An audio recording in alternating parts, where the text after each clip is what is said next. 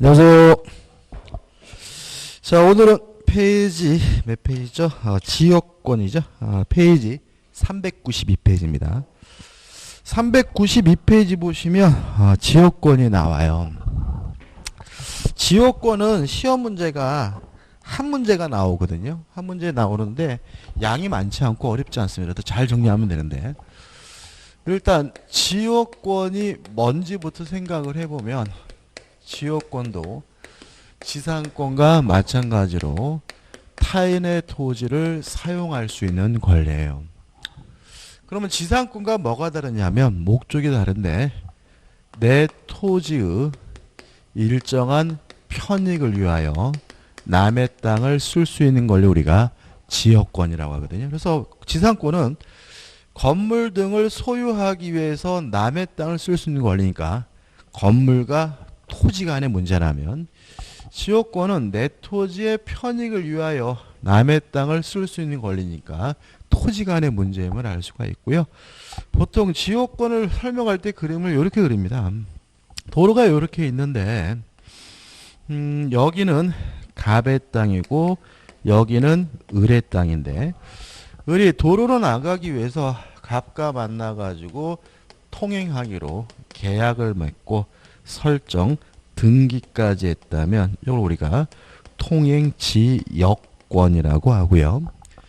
여기서 편익을 받는 을의 토지를 뭐라 그러냐면 요역지라고 하고, 편익을 주는 타인의 토지, 갑의 토지를 우리가 뭐라 그러냐면 승역지라고 해요. 여기서 좀 조심할 것이 있는데, 지역권은 존재하지 않습니다. 왜냐하면 지역권이 성립하고 발생하려면 설정 계약을 하고 지역권에 관한 설정 등기까지 해야 돼요. 그러니까 우리가 지상권은 법정 지상권에서 설정 등기 없이도 취득하는 경우가 있는데, 지역권은 법정 지역권이 없어요. 그래서 반드시 뭘 해야 되냐면 설정 등기까지 해야 되는데, 누가 내 땅을 다니겠다고 하면 다니세요라고 허락해 주는 일은 발생할 수 있겠지만, 그 사람을 위해서 내 땅에다가 뭔가를 설정 등기해 주는 사람은 대한민국에 거의 존재하지 않습니다. 그래서 지역권을 공부할 때는 현실과 매치시키지 마시고 그냥 이론적으로 공부하시고요. 그래서 지역권은 실제로 없는 거다. 그리고 실제로 대부분의 판례가 지역권을 인정하지 않겠다는 판례가 대부분이지 인정해 주겠다는 판례가 없음을 주의하시 바라고, 아무튼 지역권이 설정되려면 반드시 설정 등기가 필요하다는 거 기억해 두셨으면 좋겠어요. 자, 교재 보시면은 성질 1번은 뭐냐면 편익을 받는 것이 토지이어야 한다. 토지의 편익을 위해서 남의 땅을 쓸 수 있는 권리가 지역권이다. 만약에 토지가 아니라 사람의 편익을 위한 것이라면 지역권이 아니라 인역권이라고 하고요. 2번 그림에 나와 있죠. 편익을 받는 요역지는 한 필지 토지이어야 하지만 편익을 주는 승역지는 한 필지 토지 일부라도 뭐죠? 상관이 없다. 그 다음에 우측에 보시면 3번 지역권은 유상이든 무상이든 상관이 없고요. 4번 지역권은 설정계약과 등기함으로써 성립하게 되는데, 존속기간에 대해서는 민법에 아무 규정이 없습니다. 따라서 영구무한으로도 설정할 수 있다는 게 우리 통솔의 견해죠. 그 다음 지역권의 특질이에요. 비한정적이다. 자, 지상권은 이런 거죠. 건물 등을 소유하기 위해서 남의 땅을 쓸 수 있는 권리가 지상권이니까 지상권은 원칙적으로 건물의 소유자만이 취득할 수가 있는 거예요. 근데 지역권은 토지의 편익을 위하여 남의 땅을 쓸 수 있는 권리이기 때문에 이 토지로부터 편익이 필요한 사람이라면 소유자든 지상권자든 전세권자든 임차권자든 누구든지 자지역권을 가질 수가 있는데, 이걸 우리가 뭐죠? 비한정적이라고 해요. 목적에 제한이 없다는 거거든요. 그 다음 비배타적. 배타적이란 말이 뭐죠? 똑같은 객체의 똑같은 권리가 중복해서 존재할 수 없는 거잖아요. 근데 지역권은 안 그렇죠. 예를 들어서 땅이 하나 더 있어요.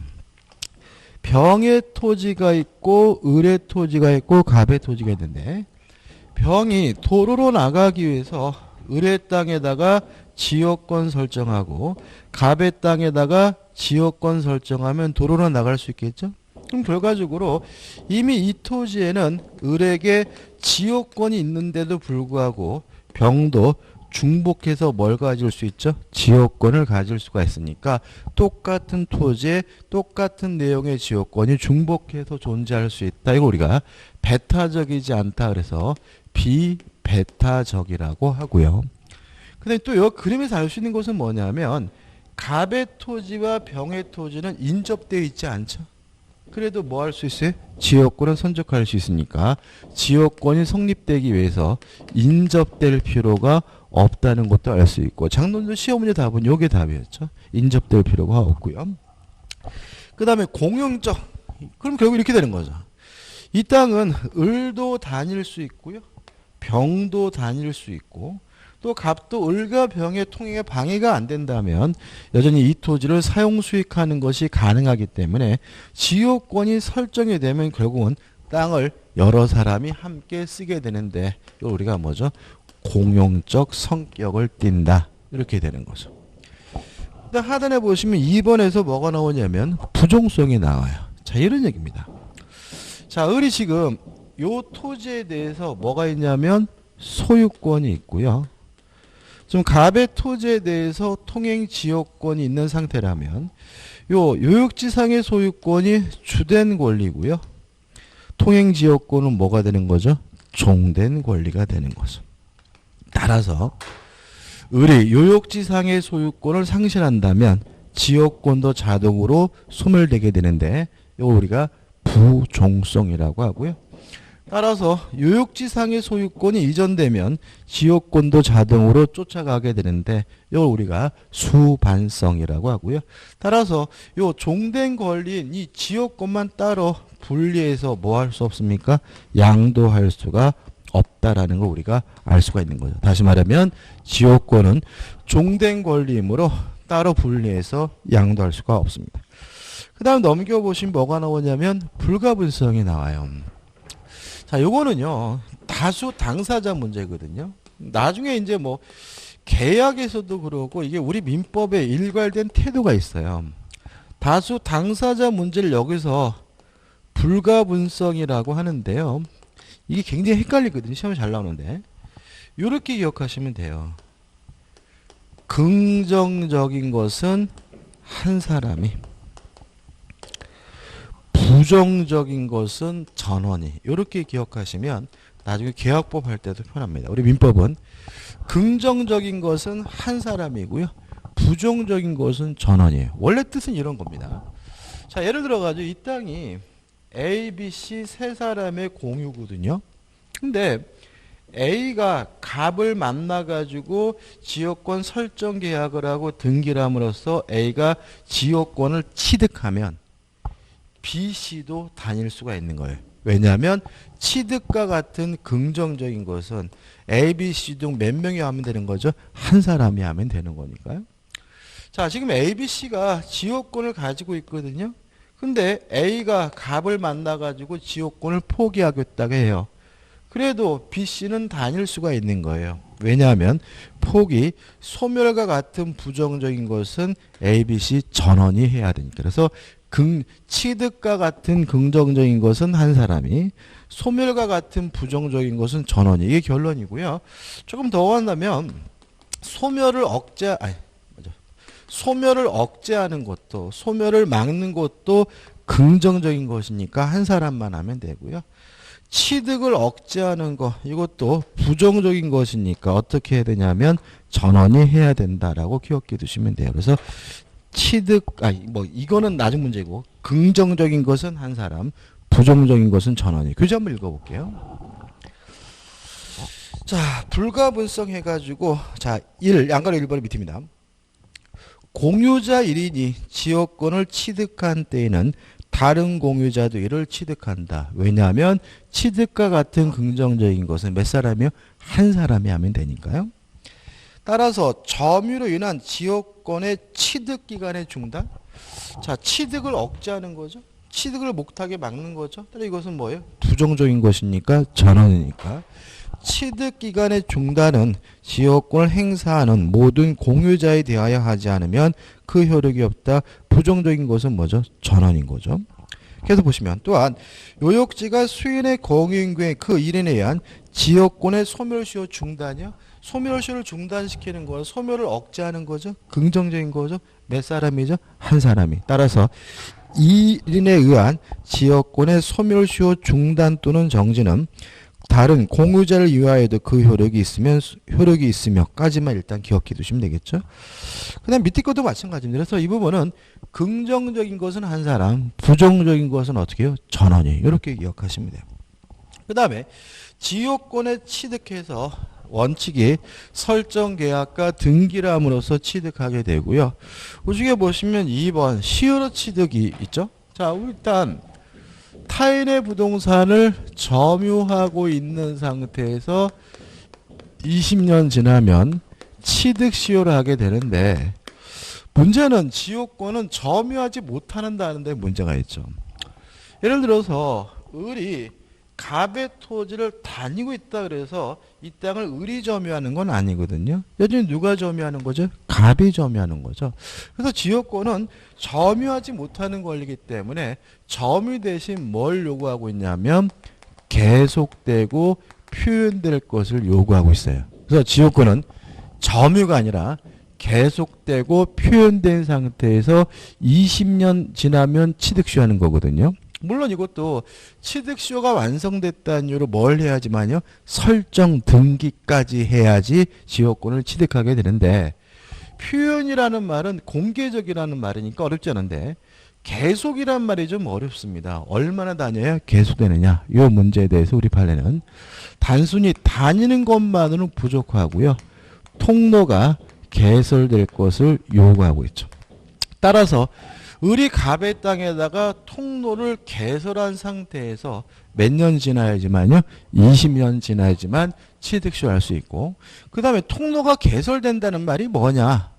단순히 다녔더니 길이 나더라 이런 건 아닙니다. 우리 판례가 통로라고 개설됐다. 이 통로는 도로로서의 기본 시설을 요구해요. 그래서 하수도 시설이 되어 있고 포장이 되어 있고 이런 상태에서 몇 년 지나야죠? 20년 지나야 지역권을 취득시효할 수 있다 입장이고요. 다시 말하면 지역권 취득시효도 우리 판례가 웬만하면 뭐 하지 않겠다는 거죠? 인정하지 않겠다는 의미가 되니까 주의하시면 되겠죠. 판례가 그런 내용이고 그 다음에 하단에 보시면 지역권의 종류 가입형입니다. 보실 필요가 없어요. 왜요? 없는 거니까. 없는 건데 뭐 종류는 나눌 필요가 없고요. 넘겨보시면 지역권에 효력해가지고 1번 승역지 이용권 나오죠. 한번 읽어보시면 될 것 같고 용수지역권은 가입. 이것도 읽어볼 필요가 없습니다. 그 다음에 3번 지역권에 기한 물권도 청구권인데 지역권자에게는 반환 청구권이 없다. 왜요? 스스로 뭐하지 못하는 권리죠? 점유하지 못하는 권리니까. 4번 승역지 소유자의 의무가 나오는데 여기서 좀 생각해 볼 게 나와요. 자, 일단 갑은 기본적으로 인용할 의무, 냅둘 의무만 부담합니다. 다시 말하면 을이 갑의 땅을 다닐 때 못 다니기에 막지 않고 그냥 냅둘 의무를 부담하는 것이 원칙인데 만약에 요 을을 위해서 특별히 공작물 등의 설치를 부담하기로 한 의무를 만약에 부담하기로 했다면 부담해야 되고요. 특이한 것은 을이 갑이 그 공작물 설치 등의 의무를 부담하기로 한 경우에 갑에서 병으로 토지 소유권이 넘어가더라도 병은 계속해서 을에게 그 의무를 부담해야 된다라고 민법에 규정을 두고 있어요. 근데 그거를 면하고 싶어요. 면하고 싶으면 뭐 하면 되냐면 위기를 하게 됩니다. 위기라는 말은 뭐냐면요. 받을 사람을 정해서 하는 소유권의 포기를 말해요. 왜 이런 개념이 필요하냐면 무작정 소유권을 포기하게 되면 무주의 부동산은 국유죠. 그죠? 따라서 부동산에 대한 소유권을 무작정 포기하게 되면 뭐가 돼버리냐면 국가 소유가 돼버리거든요. 그래서 그것을 막기 위해서 받을 사람을 정해서 하는 소유권의 포기를 위기라고 하고요. 위기하게 되면 요 부분의 소유권 을에게 넘어가기 때문에 갑이나 병은 그 의무를 뭐 하게 되냐면 면하게 되거든요. 교재 한번 읽어볼게요. 이게 이상한데 말도 안 되는 것 같은데. 자, 밑에서부터 하나, 둘, 셋, 넷, 다섯, 여섯 번째입니다. 여섯 번째. 그 밖에 특약에 의하여 승역지 소유자가 자기의 비용으로 지역권 행사를 위하여 공작물의 설치 또는 수선의 의무를 부담할 수 있고, 이것은 승역지 소유자의 특별 승계인도 부담한다라는 말은 갑이 공작물 설치 등의 의무를 특별히 부담하기로 한 경우에는 특별 승계인, 요 토지의 매수인도 계속해서 그 의무를 뭘 해야 돼요? 부담해야 된다는 의미가 되고요. 계속 보시면 다만 이러한 부수적 의무는 승역지의 소유자가 지역권에 필요한 토지 소유권을 지역권자에게 무상으로 이전, 즉 위기함으로써 면할 수 있다. 위기를 하게 되면 이 부분의 소유권이 을에게 넘어가게 되고요. 따라서 갑이나 병은 그 공작물 설치 등의 의무를 뭐 할 수 있죠? 명할 수 있음을 주의하시기 바랍니다. 그 다음 우측에 소멸, 특별한 거 없습니다. 그죠? 한번 보시면 될 것 같아요. 그 다음에 이제 뭐가 나오냐면 특수지역권이 나와요. 제가 시작을 하면서 이런 것들 우리나라에 없다 그랬잖아요. 그죠? 왜 없는 거죠? 없는데 왜 민법이 있는 거죠? 독일 놈들은 이렇게 사나 봐요. 다시 말하면 독일 민법에 있는 것을 그대로 번역해서 쓰다 보니까 우리와 맞지 않는 것들이 나오게 되는 거고요. 그래서 아마 입법자가 우리나라에는 이런 게 없을까라고 고민을 좀 해본 것 같아요. 옛날 얘기입니다. 1950년대요. 자, 입법자가 보니까 우리나라에 이런 게 있다는 거예요.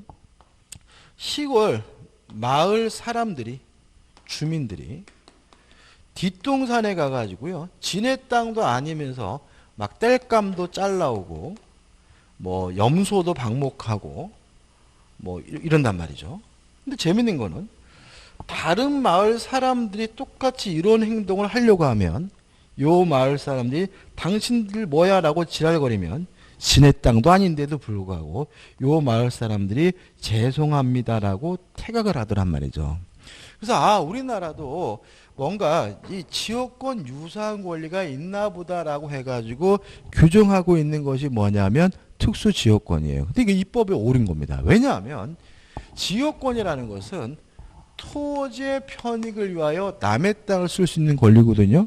근데 이거는 뒷동산에 가서 땔감을 잘 나오고 꼴 배우고 염소를 키우는 것은 토지의 편익을 위한 것이 아니라 마을 주민, 사람의 편익을 위한 것이기 때문에 이것은 지역권이 아니라 뭐로 평가되냐면 인역권으로 평가된다. 이 결론인 거죠. 그래서 교재 보시면 의의 및 성질해 가지고 이렇게 나와 있잖아요.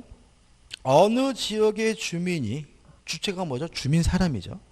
집합체 관계로 각자의 타인의 토지에서 초목, 야생물 및 토사의 채취, 방목, 기타 수익을 하는 권리를 특수지역권이라고 하는데, 밑에 보시면 이거는 편익을 받는 것이 토지를 위한 것이 아니라 사람을 위한 것이기 때문에 지역권이 아니라 뭐죠? 인역권이다. 그 다음에 내용은 간단합니다. 자, 이 마을, 두 마을 간의 관계는 무엇에 의해서 규율이 되냐면요, 관습에 의해서 규율되겠죠. 일차적으로, 그죠? 관습에 의해서 규율되는데, 관습에 의해서 규율되는데 그것이 해결되지 않는다면 지역권에 관한 민법 규정을 준용하라고 규정하고 있는데 별로 준용할 것은 없습니다. 끝입니다. 넘겨보시면 대표 예제가 나오죠. 한번 풀어볼까요? 지역권에 관한 설명으로 틀린 것은 3번 지금 보시면 소유권에 기한 소유물 반환 청구권에 관한 규정은 지역권에 준용된다. X.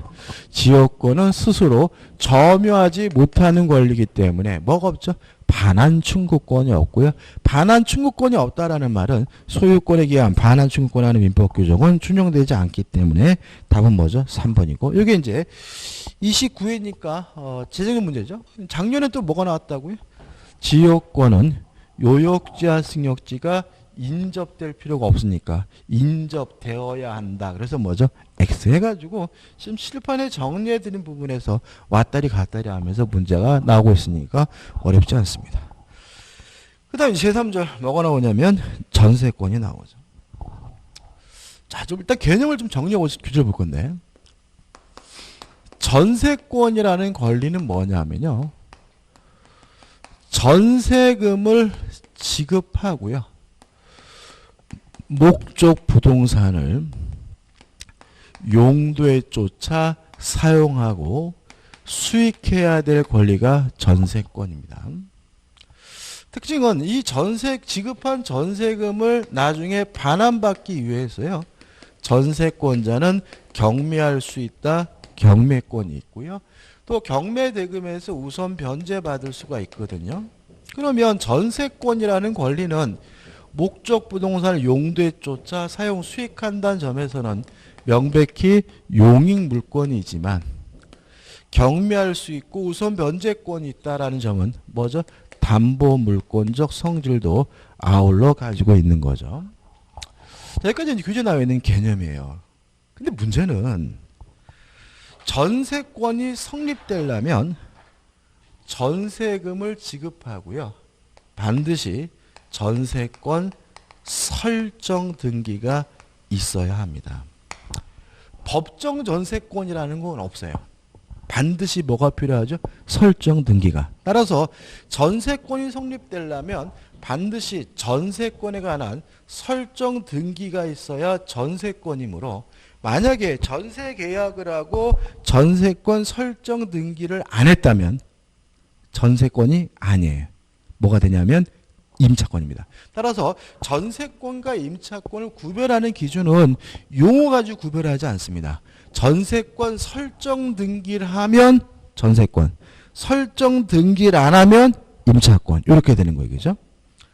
그 다음에 여기다 살을 좀 붙여보면 전세권이 성립되려면 반드시 전세금이 지급돼야 되는데 꼭 현금일 필요는 없고요.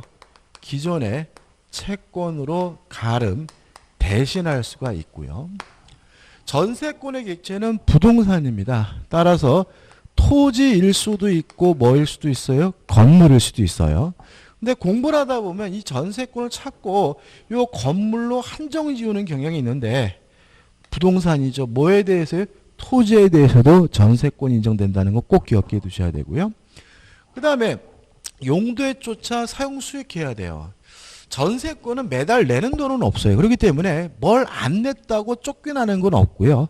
다만 어떤 의무가 있냐면 용도에 쫓아 사용 수익해야 될 의무가 있기 때문에 용도에 위반해서 사용 수익하게 되면 소멸 청구당하고 소멸 청구당하면 전세권은 즉시 뭐하게 되죠? 소멸하게 되고요.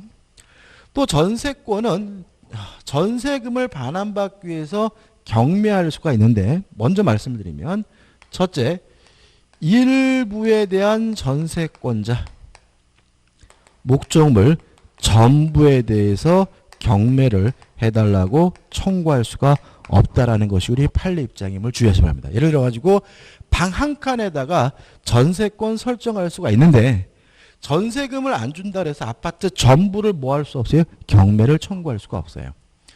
두 번째, 경매를 청구하기 위해서 먼저 선이죠. 목적물을 반환해 줘야 됨을 주의하시게 됩니다. 반환에 대한 의무를 제공해 줘야 됨을 주의하시기 바랍니다. 이게 전세권의 치명적인 약점인데요.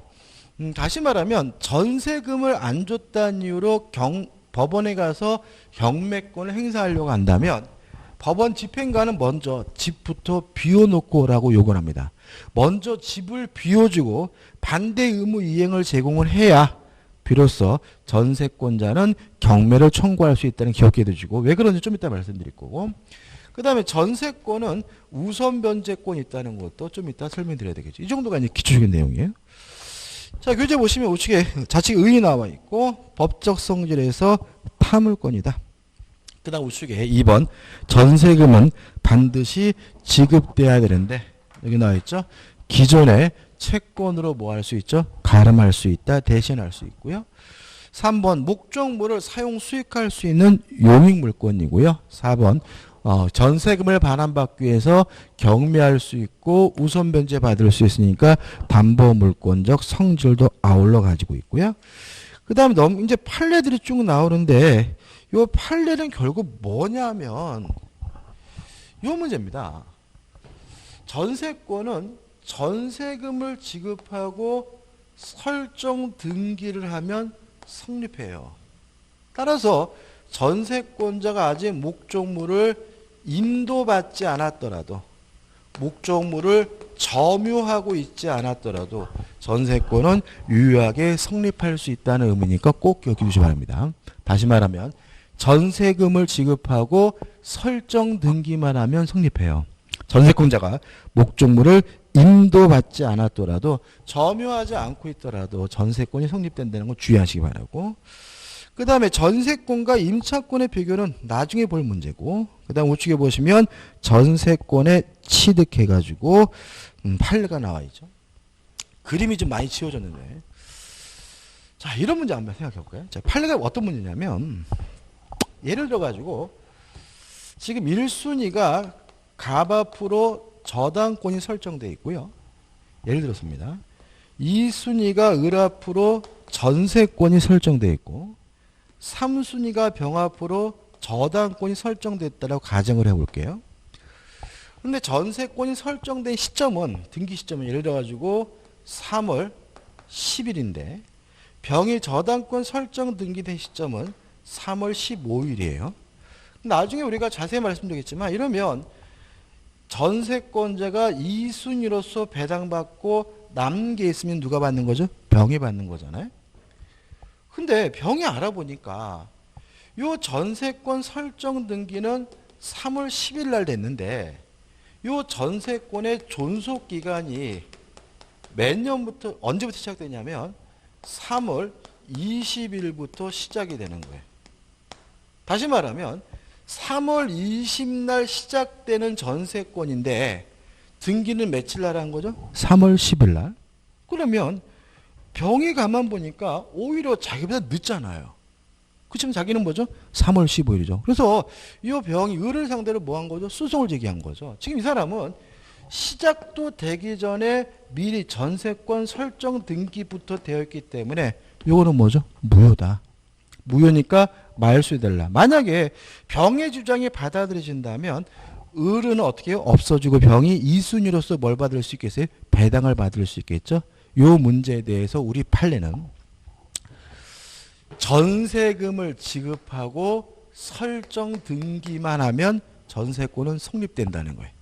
따라서 아직 시작일이 도래하지 않았어요. 시기가 도래하기 전이라도 이 전세권 등기는 무효가 아니라 유효다라고 판시하고 있음을 주의하시기 바랍니다. 그래서 실제로 우리 시험은 이 전세권 등기가 유효다, 요까지 나왔고요. 또 나온다면 전세권 등기가 유효하기 때문에 시작되는 그 시작일 전에 설정된 저당권보다 전세권자가 우선해서 배당을 받는다는 의미까지 된다는 거 좀 생각해 보셔야 돼요. 그 판례를 보시면, 그림 밑에 보시면 밑으로 하나, 둘, 셋, 네 번째입니다. 전세권의 존속기간이 시작되기 전에 마친 전세권 설정 등기도 특별한 사정이 없는 한 유효한 것으로 뭐가 돼요? 추정된다. 그 다음에 나와 있는 내용은 결국 뭡니까? 따라서 을이 2순위고 병은 3순위로서 배당받을 수 있을 뿐이라는 의미가 되니까 좀 무슨 말인지 좀 이해해 두실 필요가 있어요. 그 다음에 이제 전세권에 뭐가 나오냐면 존속기간인데, 일단 이 전세권의 존속기간을 잘 정리하셔야 돼요. 여기서 뭐가 문제냐면 혼선이 좀 있어요. 혼선도 아닌데 좀 이상하게 가르치신 분들이 가끔 계세요. 일단 최장 기간은 아무리 길어도 10년을 초과할 수가 없습니다. 유의하실 것은 우리 민법에서 최장 기간이 제한되는 것은 전세권밖에 없어요. 지역권, 지상권, 임대차도 영구 무한으로도 할 수 있거든요. 근데 전세권만 아무리 길어도 몇 년을 넘지 못해요? 10년을 넘지 못합니다. 꼭 기억해 두셔야 되고. 그 다음에 이제 문제가 최단 기간인데, 최단 기간은 원칙적으로 보장하지 않습니다. 전세권은 최단 기간을 원칙적으로 보장하지 않아요. 보장하지 않기 때문에 전세권을 설정하면서 존속 기간을 약정하지 않았다면 1년, 2년 최단 기간이 없기 때문에 언제든지 자유롭게 소멸 통고할 수가 있고요. 소멸 통고를 하게 되면 6개월이 경과하면 전세권이 뭐 하게 되냐면 소멸이 돼요. 이게 원칙인 거예요. 그래서 항상 우리가 기억할 때는 원칙부터 기억하는 거죠. 다만 예외가 있어요. 예외는 뭐냐면 건물에 관한 전세권의 경우에는 1년 미만으로 약정을 하면 최소한 1년을 보장해 줍니다. 따라서 1년이 보장되는 것은 부동산 중에 뭐만요?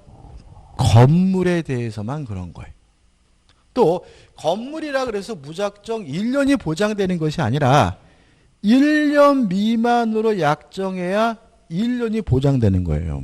그래서 만약에 건물의 경우에도 존속기간을 약정하지 않으면 언제든지 자유롭게 소멸 통고할 수 있고요. 6월이 경과하면 전세권이 뭐가 되는 거냐면 소멸되는 거거든요. 따라서 전세권은 원칙이 최단 기간을 뭐 하지 않고 있는 거예요? 보장하지 않고 있는 거예요. 이게 왜 중요하냐면 자꾸 우리 수험생분들이 전세권의 원칙이 1년을 보장한다라고 기억하시기 때문에 여기서 함정을 참 많이 봐요. 넘어가면 안 되겠죠? 자, 전세권은 원칙적으로 최단 기간을 뭐 하지 않습니까? 보장하지 않는다. 따라서 원칙이 보장하지 않기 때문에 존속 기간에 약정이 없다면 언제든지 자유롭게 소멸 통고할 수 있고 몇 개월이요? 6월 지나면 전세권이 소멸된다. 다만 예외적으로 건물에 관한 전세권이고 1년 미만으로 약정한 경우에는 예외적으로 뭐죠? 1년이 보장된다. 따라서 건물이란 이유로 1년이 보장되려면 1년 미만으로 약정을 해야 된다. 그러다 만약에 건물에 관한 전세권이라 하더라도 존속기간 약정이 없으면 1년이 보장되는 것이 아니라 언제든지 자유롭게 소멸 통고할 수 있고 6월이 경과하면 전세권이 소멸됩니다. 이렇게 정리를 하셔야 법정갱신과 헷갈리지 않아요. 기억해 두시고. 교재 보시면은 자, 존속기 약정 능력 설명드렸고 그 다음에 이제 402페이지에 전세권의 갱신이죠. 자, 계약으로 갱신하는 경우에는 아무리 길어도 10년을 넘지 못한다. 그 다음에 두 번째 뭐가 나오죠? 법정갱신이 나와요. 나중에 이제 우리가 주택임대차의 법정갱신과 상가건물 임대차의 법정갱신과 민법상 임대차의 법정갱신을 비교를 해야 되거든요. 근데 비교를 하는 건 나중 문제고 일단 이 법정갱신의 가장 기본적인 내용은 뭐냐면 전세권의 법정. 그래서 전세권에 관한 법정갱신을 확실하게 기억하고 나서 주택임대차의 차이점, 상가건물 임대차 차이점, 민법상 임대차의 차이점 이렇게 차이점으로 기억하셔야 헷갈리지 않아요. 자, 정리해드리면 이런 거죠. 자, 만료일을 기준으로 해서요. 만료 전 6월부터 1월 사이에 나가라는 등 나가겠다는 특별한 의사표시가 없었다면 만료일을 기준으로 해서 자동으로 갱신되게 되는데 이걸 우리가 전세권의 법정갱신이라고 합니다. 따라서 전세권이 법정갱신되는 것을 막으려면 만료 전 6월부터 1월 사이에 나가라고 해야 돼요.